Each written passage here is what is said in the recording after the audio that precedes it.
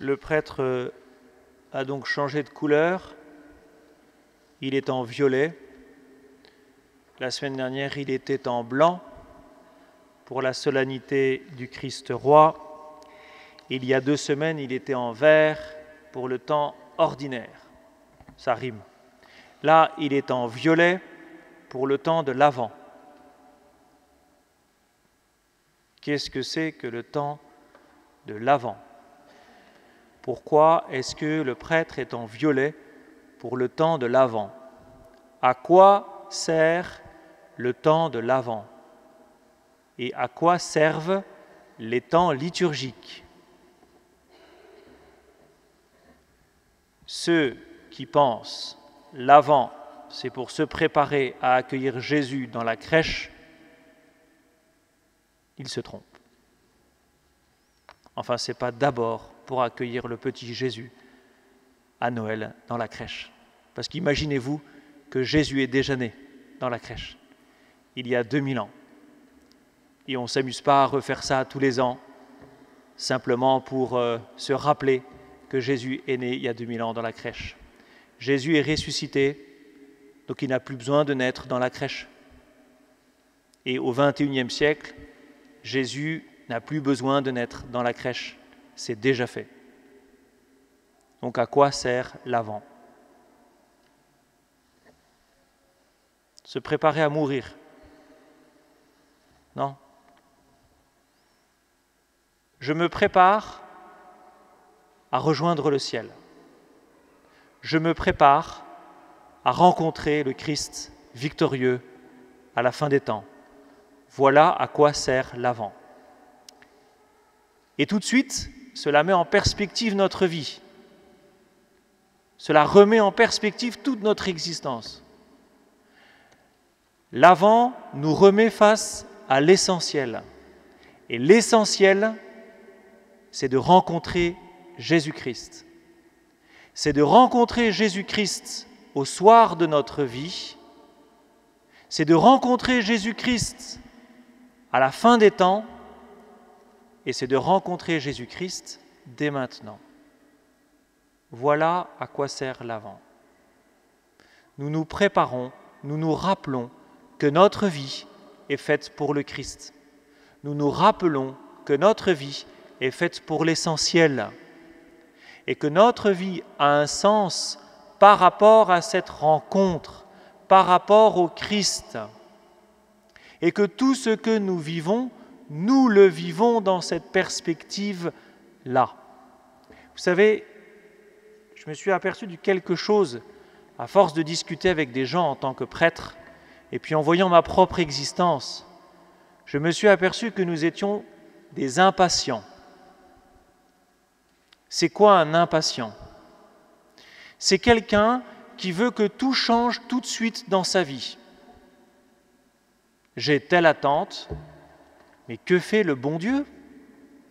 À force de lui demander, il devrait m'entendre. J'ai tel péché. Seigneur, délivre-moi de ce péché, guéris-moi. Enfin, je te le demande, fais-le. Et à chaque fois, c'est la même ritournelle. Et à chaque fois, nous péchons par dépit, par impatience. Et nous en voulons à Dieu parce que Dieu ne fait pas ce que nous lui demandons. Vous ne voyez pas le problème? Dieu ne fait pas ce que nous lui demandons. Comme si Dieu était notre larbin. Comme si Dieu était notre serviteur. Comme si Dieu était payé pour faire ce que nous lui demandons. Vous me direz, quand nous prenons le lavement des pieds, bah oui, effectivement, Jésus s'est fait le larbin de ses disciples. Donc d'une certaine manière, bah oui, en fait, on peut tout lui demander puisqu'il va jusqu'à laver les pieds de ses disciples. Il va bien me laver les pieds à moi. Notre relation à Dieu, elle est faussée dès le départ, bien souvent, parce que nous cherchons à mettre Dieu dans nos plans, dans nos projets, dans nos désirs.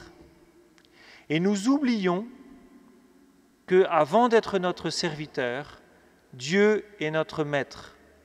N'entendez pas un maître capricieux, autoritaire, qui nous demanderait de faire ceci ou cela.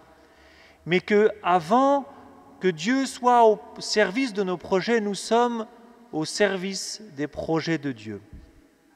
D'où la vertu de patience.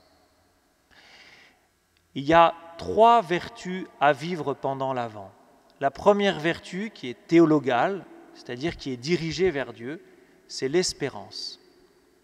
Et cette espérance, elle s'appuie sur 2 vertus, j'ai envie de dire humaines, c'est la patience et l'humilité. La patience, c'est d'accepter que le temps ne soit pas à notre disposition. La patience, c'est d'accepter que le temps appartient à Dieu. Pour nos projets, pour nos conversions, pour nos guérisons. La patience, c'est être capable d'être toujours, c'est de toujours être capable de faire le bien, de toujours se relancer dans le bien, quelles que soient nos difficultés, quels que soient nos échecs. Et l'humilité, c'est d'entrer dans le mystère de Dieu, même quand nous ne comprenons pas tout. L'humilité, c'est accepter que Dieu puisse avoir un projet qui n'est pas le nôtre. Que le mystère, c'est accepter que le mystère de Dieu nous dépasse infiniment et qu'il peut prendre des voies, des chemins, des temps qui ne sont pas les nôtres. Quand nous tombons dans le découragement, quand nous tombons dans la désespérance, en réalité, nous commettons une faute d'orgueil parce que nous nous mettons à la place de Dieu. Subrepticement, nous avons remplacé notre propre volonté, nous avons remplacé la volonté de Dieu par notre propre volonté. Nous avons dit à Dieu ce qu'il fallait faire. Et bien souvent, nous devons nous convertir de ça, c'est-à-dire d'être toujours dans cette acceptation du projet de Dieu, dans cette acceptation du mystère de Dieu, même si nous ne comprenons pas tout. Eh bien, l'Avent nous entraîne à cette vertu d'espérance et à ces 2 vertus que sont la patience et l'humilité. L'espérance nous fait tourner notre regard vers le ciel. L'Avent nous permet de regarder Dieu d'abord, de regarder le but de notre vie, le but ultime. Quels que soient nos projets, qui sont sûrement bons, mais nous replaçons tous nos projets par rapport à une seule chose, ou une seule personne, ou un seul être, Dieu lui-même. Nous vivons ici-bas pour Dieu. Nous ne sommes pas faits pour cette vie. Nous sommes faits pour le ciel. Et notre temps ici-bas est un temps de conversion. Non pas de pénitence au sens négatif du terme, mais c'est un temps d'amitié avec Dieu. La conversion, c'est une amitié avec Dieu. C'est d'apprendre à devenir ami avec Dieu. Et cela prend du temps. De la même manière que tomber amoureux prend du temps. Nous voulons tout faire vite. Nous sommes pressés. Alors que Dieu, lui, a le temps. Le temps est notre allié. Il est notre allié pour la conversion. Il est notre allié pour apprendre à aimer. Plus nous prenons le temps, plus nous nous préparons, plus nous sommes capables d'aimer. D'aimer notre conjoint, d'aimer nos amis, d'aimer Dieu. Alors je vous invite à entrer dans le temps de l'Avent en vous replaçant devant le Seigneur, en replaçant toute votre existence sous le regard de Dieu. Qu'est-ce que dans mon existence est de Dieu et qu'est-ce qui n'est pas de Dieu? Qu'est-ce qui est futile? Qu'est-ce qui passera? Et qu'est-ce qui demeurera? Ce qui est de Dieu demeure, ce qui n'est pas de Dieu, on l'oubliera demain. Seules les choses de Dieu demeurent dans ce temps et demeurent pour l'éternité. Il y a des occupations qui ne sont pas de Dieu. Il y a des actes qui ne sont pas de Dieu. Et nous devons apprendre à accepter ce regard de Dieu sur nos vies pour abandonner tout ce qui n'est pas de Dieu, tout ce qui ne vient pas de son Esprit Saint, tout ce qui n'est pas commandé, entre guillemets commandé, par son Esprit Saint, tout ce qui n'est pas inspiré. Et cela demande un travail, cela demande un effort, cela demande de la patience et cela demande de l'humilité. Qu'est-ce que je peux faire comme effort pour me préparer? J'avais commencé comme ça en vous disant que le temps de l'Avent était un temps pour se préparer à mourir. Entendez, un temps pour se convertir et accueillir Dieu dans sa vie. Comment est-ce que je peux faire pour accueillir Dieu dans ma vie? Quels efforts je peux faire pour accueillir Dieu dans ma vie, pour veiller, pour me tenir sur mes gardes? Moi, je vous invite à un effort, un seul effort. Et je le dis, je crois, tous les ans, se lever la nuit pour prier, ou se lever plus tôt pour prier. Il y a des grâces tout à fait particulières à prier la nuit.